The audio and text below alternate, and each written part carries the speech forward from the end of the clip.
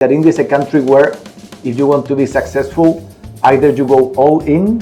It's a comprehensive strategy focusing on our business and the commitment to India. Because I'm sure there must be good tools to measure that thing in India, because Indian market is really different if we compare it to the global market. The amount of people who still look at the newspaper, look at the advertising, they look at the phone number and then they make a call, extremely big. Yes. And that's very unique to India. What your media mix really looks like. People are global, but they still like to feel that, okay, this is my local thing. Yeah.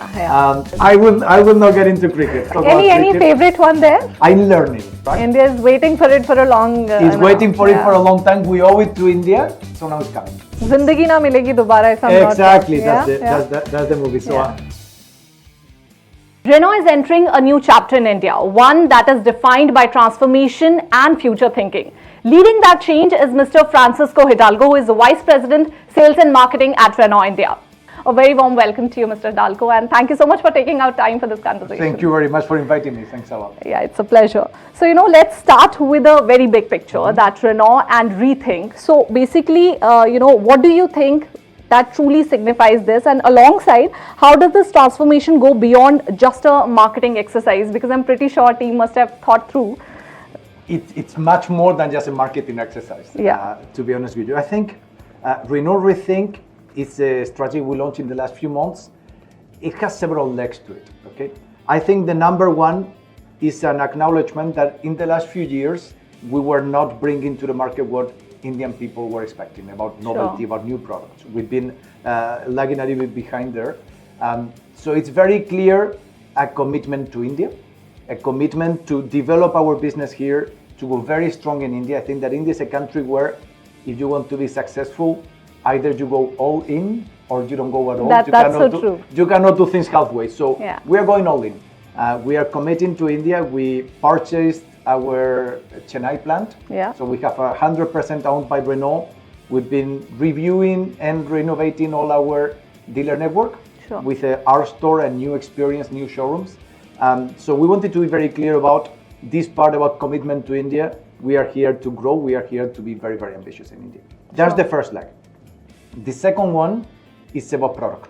I think that in India and in automotive world, if your products don't speak for yourself, then you are missing something there. So we are renovating all our products. We just started a few weeks ago with the new Driver and the new Kiger.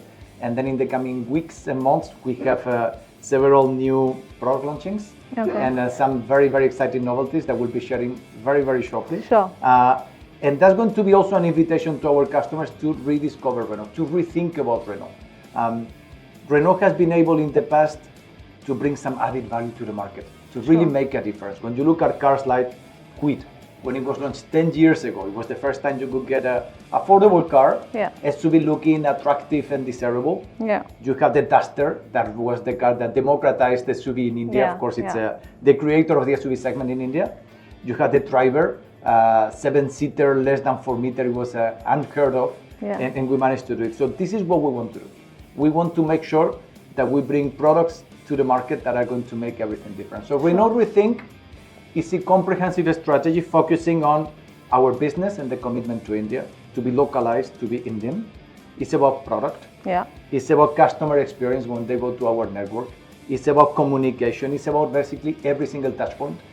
From a branding position is when you touch all the touch points, when you become really powerful and you can make a difference. So, I really want to know that what triggered this strategic refresh, because I'm very sure that team must have thought very through that what is the reason that we are shifting this. And I want to know that, is it the customer insight that which was considered before taking the switch, or is it competition which is there in India right now, or there is a shift in Renault's global brand vision? What is the reason that there is a strategic shift?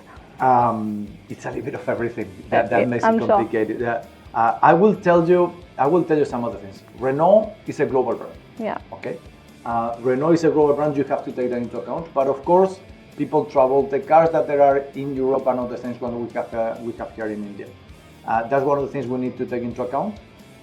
We need to look at customers.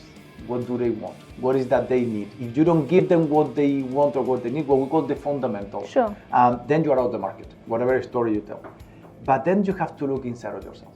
I think that if you want to have a very powerful brand strategy and transformation and be credible, you have to put all that inside. So number one, you have to look whom you are. Yeah. Is the story I'm going to tell you, does it work with me, with the proofs that I've given you in the past? Is it something relatable? When you look at Renault, Renault has been able to bring new things into the market and to change the market. We've been launching and creating icons, concepts. It's not about putting a small feature, it's about bringing a concept that has been changing people's life. And Renault has been doing that for 125 years in the world and for 20 years in India. And that's something that people recognize in us. So that's the basis for us. We are going to rethink ourselves and make you rethink about the market. That's the first thing. Yeah. Then you need to give people what they want and what they need. Sure. So we know customers in India are very demanding for novelty, for freshness, for features. And there are some things that are fundamentals. So we need to give them to them. And then we need to bring a little bit of that global touch into the brand. I think that Renault in India, especially in the few years, we didn't follow this transformation that Renault brand has been having everywhere in the world. Yeah. And now we are doing it in our own way, in an Indian way, yeah. But we are getting close to it. So those are the three ingredients we have to put into the cocktail.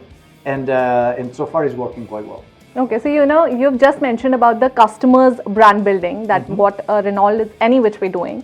So how is basically Renault using data and digital tools to make its marketing more personalized and measurable in India? Because I'm sure there must be good tools to measure that thing in India, because Indian market is really different if we compare it to the global markets. Indian market is very different. Of course, every market is different. Sure. And India is very different from many points of view, but at the end of the day, there are quite a lot of things that are quite common everywhere. Yeah. What is interesting in India, there is a huge amount of data. Yeah. There is a huge amount of data that we can use and we can leverage. The risk on that is that you might get lost into it. You might get lost because with too many data. Because it's huge set of... and that's one of the problems that I have. Thanks God, yeah. We have here in India amazing capacity and abilities. And the skills of the people on data management, on software, on trying to understand and get information out of that is very powerful, probably more than anywhere else in the world. Yeah. Artificial intelligence is developing very fast here.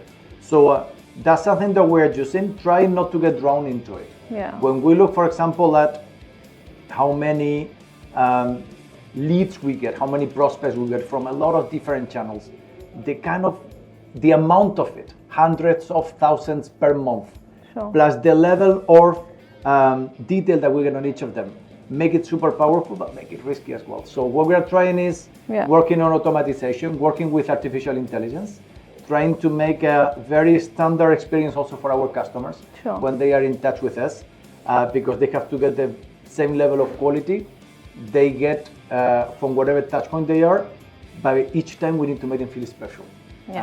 So this is the big challenge. I think that what we need to do is we need to leverage different media and different touch points with customers to achieve different targets. Yeah. Okay? So for example, when you are talking about television or mass media, it's all about awareness. We are launching the new Renault Kiger. We launched a few weeks ago. We are on TV. We have been in the Asia Cup of cricket. Yeah. You cannot personalize that message. That's about letting people know there is a new Renault Kiger. Then you work with all the digital touchpoints where you can do some segmentation, understand the target audience, the age, sure. a lot of data that you can get there, and then you personalize. This is the new Renault Kiger. This is why we feel this car is for you. And that message you can really adapt to the different people. And for me, the third leg into that strategy is to create an emotional connect, and there is always a part of a physical activation, physical experience. You've seen the car on TV. You've seen the features that make that this car is relatable to you. Yeah. Then you come to our showroom and then you experience and sure. you feel that this is actually your car. Yeah. And this is what we are trying to build, this whole ecosystem. Sure. So, Mr. Francisco, you just mentioned about, how you even segregate when in terms of it, you're hitting the Indian markets. Mm-hmm. So, what your media mix really looks like? I want to know, like which are the segments where you're, primarily focusing on now that that you just mentioned that mm-hmm. AI is, building really fast in India. So, which are the segments? If you could tell us something about that media mix, like are you focusing on digital or primarily? Yes. All other platforms. That's very interesting because I would say India is probably, from a lot of points of view, one of the most digitally advanced countries. Yeah. But there is also some traditional part that works very, very well. So how is our media mix? I will tell you that when there is novelty or a new product launching, TV and OTT still remains a big part of it, just for the awareness, to let people know there is a new car. Yeah. And let's pay attention. And freshness and novelty is very important in India. So we still use it, not on a permanent basis, but when we have some novelty to say and to let people, okay? So that's a part of it. There is, that probably would imply half of the spendings. In the other half, I would say probably 2/3 is about digital. It's about websites, it's about aggregators that are also very strong aggregators here. It's about targeted communication, but we still keep a percentage of our spending on something which is very traditional in some other countries we don't do. It's on newspapers. Okay. Newspapers still remain important in India. Yeah. And I've seen some things here that I haven't seen in a lot of places anymore.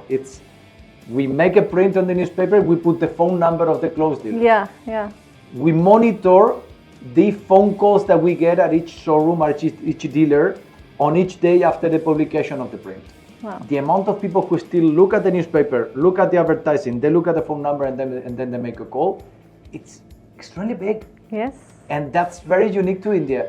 And I think that's also related to all the different regions, the different languages that you have, the fact that people are global, but they still like to feel that, okay, this is my local thing.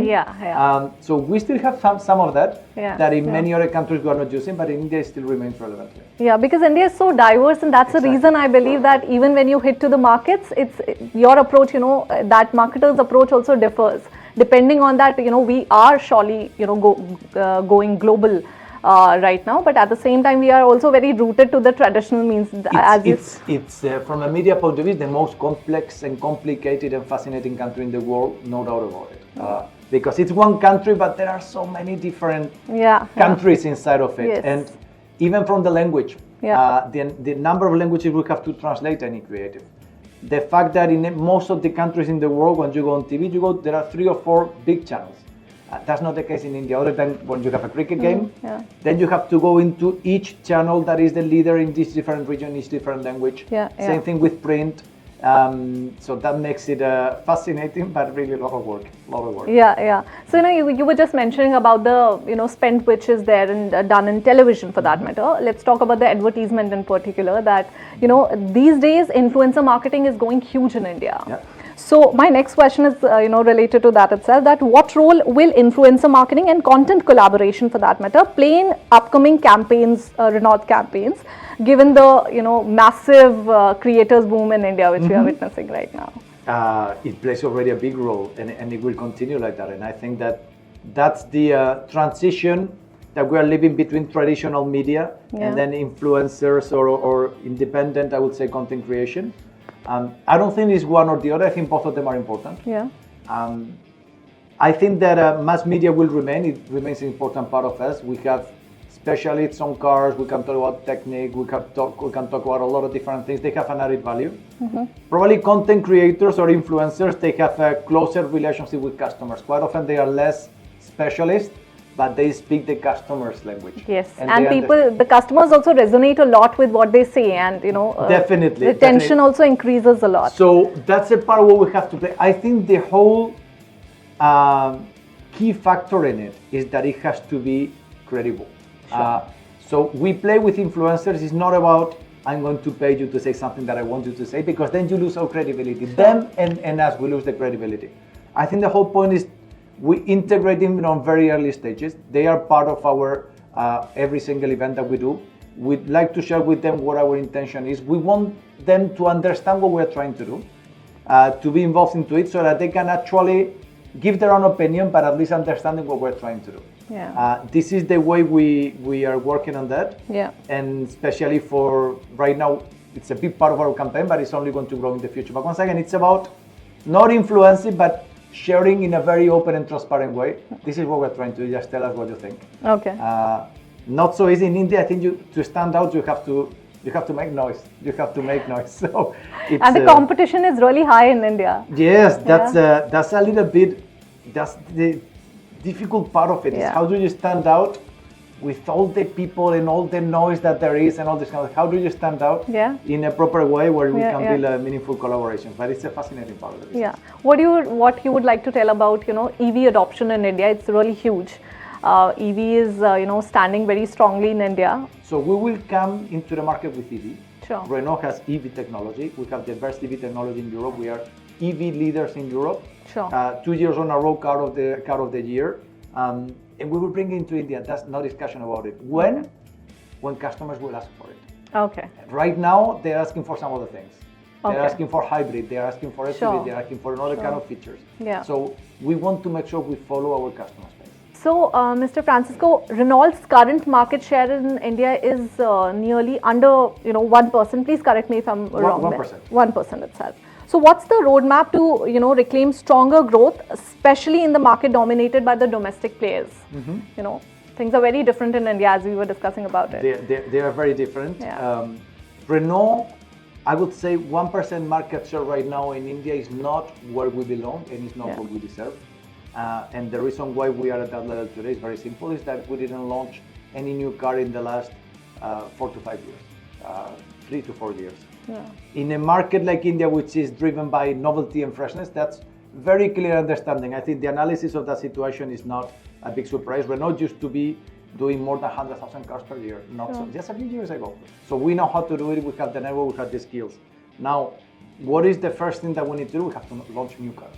Yeah. That's the very easy way of coming back on track. India is waiting for it for a long It's waiting for it for a long time. We owe it to India, so now it's coming. Okay. Now it's coming. We just launched Kiger and Driver. It's doing a great, It's working very well, and that's just the first step. Okay. There are many more expected launches that people are asking for us for a long time, and we will deliver. Yeah. And we will deliver. So product will come. New products will definitely take us back to a much higher market share, much bigger. I'm quite comfortable with that. Now, it's not just about putting products. It's about putting meaningful products. Yeah. And that's what we are trying to do. We did it in the past, so we need to make the same thing in the future. The thing that we need to do better than we did in the past, we have to be more consistent. Yeah. We cannot just launch a car and then spend 2 or 3 years without something new. So we need to make sure we are launching new products that's ongoing and it's happening. You will get news very, very fast. Yeah. Then we need to make sure those products are outstanding and bringing something new to the market. And that box is also going to be checked. And then we need to make sure that we continue with that trend. It's not just a one shot, and that's also taken care of. Okay. So, it's a festive time in India. Yes. Diwali is around the corner, and this is a time where Indians actually go out, and this is actually a very auspicious time where we buy a lot of cars. In India, it's like that. I know. So, how are your festive marketing and retail strategies aligning with the new Renault brand philosophy?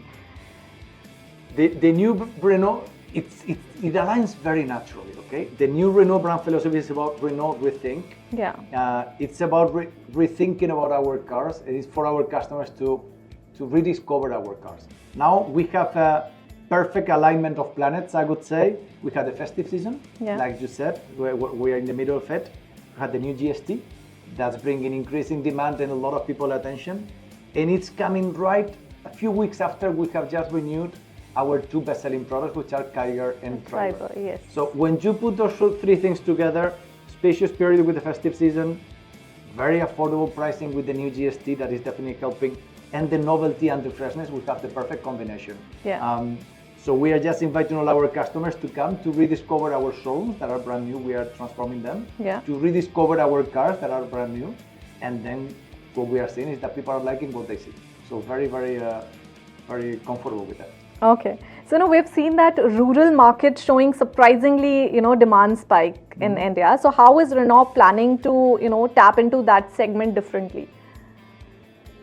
I think that Renault for the last few years, where we have been really strong is in rural markets. Okay. I think when you look at, we have 2 cars that are key for those markets. One of them is Quid. Since the very beginning, we've been very strong on that. And then it's Driver. Driver, the ratio of value on a 7-seater with the price that is unique in the market, that proposition is unique in the market. And it became even more interesting with the new GST. Because the price gap for less than 4-meter cars and the bigger ones became a little bit bigger. So those cars became very interesting. I would say on rural, that's been our strength, and that's what is going to continue being our strength. I would say it's more about continuation strategy. Yeah. Now, with the new launchings, we need to make sure that we keep the rural position, and then we go a little more urban. We look more into the big cities where our products are not so adapted to what customers want. They have a higher purchasing power. Sure. They are ready to pay more for the car. They want more features. They want cars that are a little bit bigger. So that's where our existing lineup was more rural than urban, and that's what is going to happen to be changing in the coming months. Okay. So next, let's talk about brand ambassadors. I think we saw Ranbir Kapoor, as a brand ambassador. That too, I think a decade before. Since then, a lot not have changed there, in that space. So I really want to know. I want to make most of this opportunity when I'm meeting you in person. That what is there any celebrity endorsement which is coming in the recent time in India? I think the best ambassador that we can have is a good car. Okay. And it's a good product. Yes, okay? And it's itself a celebrity. And that's what's supposed to be the celebrity, and that's how we're going to play. Now, celebrities are always useful when they complement a message, okay? But they cannot be the message. Sure. And to be honest with you, that's something that we are studying. But in India, since I don't know most of the celebrities, when I'm with my team or I'm with my colleagues, every time I see an advertising, I see who is that guy or who is that girl. 99.9% of the times it's either a cricket player or a Bollywood star. Yeah. Now, when everybody is doing that, does it really bring anything to the conversation? I could put a cricket player close to my car. Sorry for interjecting. Who is your favorite one? You just mentioned the cricket players. I will not get into cricket. My team is Chennai team, because Chennai is the home of Renault. Okay. I'm still learning. I've been watching some games, trying to learn.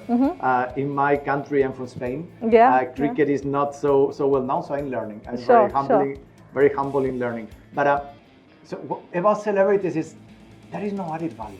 Yeah. It has to be complementing and bringing something. If your message is just celebrity, then I think that we are misleading customers and we are losing focus.